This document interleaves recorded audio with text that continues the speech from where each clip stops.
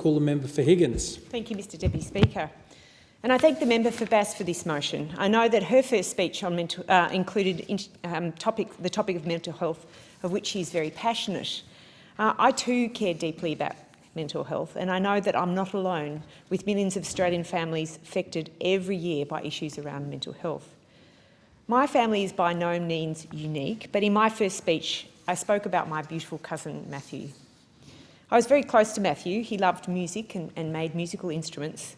He travelled to Ireland to learn the specialist skills to make guitars. We loved making music together. He had a beautiful but troubled soul. As a family, we knew something wasn't right. But in rural Victoria, where he lived, there are very few mental health services in the 1990s. Certainly none that were youth-oriented. Matthew died by suicide at the age of 25. I often wonder whether things would have been different if it had not been that he'd been born 20 years later, and he could have accessed the supportive services that are available now. Mr Deputy Speaker, it is important that people experiencing mental health challenges receive support as early as possible to help them stay on track. Like most diseases, early intervention is key both for the prevention but also to minimise long-term effects. That is why support services like Headspace are so vital. Headspaces across Australia work to assist young people between the ages of 12 and 25. And this is a great legacy from the Howard government, as has been mentioned already in this place before, and the previous member for Sturt, Christopher Pyne. There are now 123 Headspace centres right across Australia, and these provide low cost or free services via Medicare. Each one is tailored depending on the need of the community it is located in. I'm so delighted that the Morrison government has committed $3.5 million to having a Headspace in Higgins. Headspace offers holistic support for young people that includes clinical mental health professionals, judgment-free physical and sexual health advice from our on-site GPs, alcohol and drug counsellors who can provide advice on available treatments, and work and study assistance with vocational workers and counsellors who can assist with managing workloads with studying and job seeking. Mr Deputy Speaker, as a paediatrician and former chair of a local school board in Melbourne, Headspace services for schools is of particular interest to me.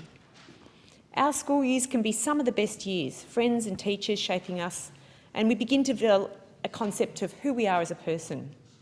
But they can be a pressure cooker.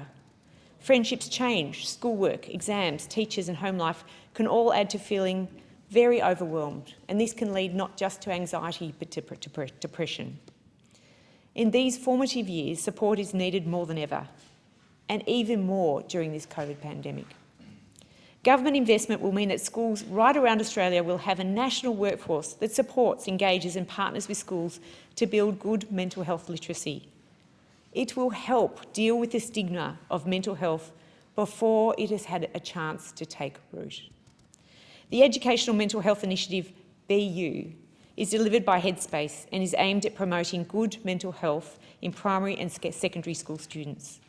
Headspace offers sessions for teachers, students and parents, all aimed at enhancing mental health understanding and supports a holistic implementation in schools. This initiative also provides crisis support when the unthinkable happens and there is a suicide within a school community. As a previous chair of a school council, I know how that keeps the people who look after schools up at night. Mr Deputy Speaker, over 3.8 million Australians will experience a mental health challenge every year. In the times we are currently living in, these numbers are set to grow as effects of social restrictions and uncertainty become apparent. It is a key priority of this government to ensure that every Australian has access to mental health services if needed. A strong and resilient population makes for a strong and resilient nation. And it is a key priority of the Morrison government that people can get quality care and support when they need it. Our $509 million youth mental health and suicide prevention plan in the 2019-2020 federal government, which includes $375 million for Headspace, is something that all Australians can be proud of. Mr Deputy Speaker, protecting our children is so vitally important. They are our future. I'm proud to stand in this House to highlight the dedication of this government in building this country's mental wealth. I commend the member for Bass for her motion.